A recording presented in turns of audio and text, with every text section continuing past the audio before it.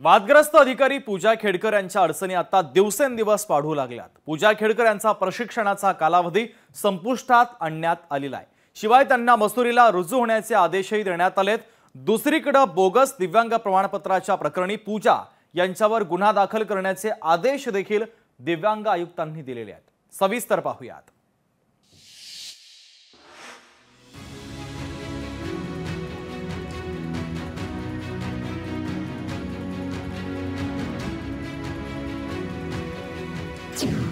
IAS पूजा खेडकर यांचा प्रशिक्षण कालावधी संपुष्टात। पूजा खेडकरांना मसुरीला माघारी बोलावलं।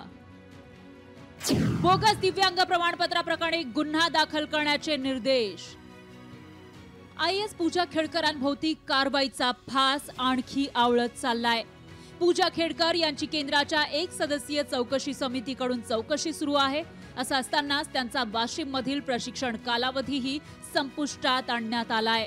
शिवाय त्यांना 23 जुलैपूर्वी लाल बहादूर शास्त्री राष्ट्रीय अकादमी मसुरीला हजर राहण्याचे आदेश देण्यात आले। पुण्याच्या जिल्हाधिकाऱ्यांनी 11 जुलैला दिलेल्या अहवालानंतर ही कारवाई झाली आहे। पूजा खेडकरांभोवती आता कारवाईची चक्र वेगाने फिरू लागलेली आहे। त्यामुळे येत्या काही आठवड्यातच केंद्र सरकारकडून या प्रकरणाचा अंतिम सोक्षमोक्ष लावण्याची दाट शक्यता आहे। भाजपनेही या प्रकरणात सरकार कोणालाही पाठीशी घालणार नाही असं म्हणत कठोर कारवाई व्हावी अशी मागणी केली आहे। राज्य सरकार असेल केंद्र सरकार असेल, जर त्या ठिकाणी IAS अधिकारी असला आणि जर चुकीचं किंवा बोगस गोष्टींच्या आधारे काही घडलं असेल तर कठोर कारवाई करू शकतं हे दाखवून दिलंय। कुणालाही पाठीशी त्या ठिकाणी घालत नाही। बोगस दिव्यांग प्रमाणपत्र मिळवल्याप्रकरणी दिव्यांग कल्याण आयुक्तांनी गुन्हा दाखल करण्याचे निर्देश दिलेत। पूजा खेडकरांना बोगस दिव्यांग प्रमाणपत्र देणाऱ्यांना कठोर शिक्षेची मागणी बच्चू कडूंनी केली आहे। तिला जन्मठेप झालं पाहिजे। पूजा खेडकरला तिला जे काही SDO तहसीलदार जे जबाबदार आहे UPSC मध्ये जर असं होतं तर मग आता राहिलं काय? तिकडे हायकोर्टाचे निकाल बदलायला लागले।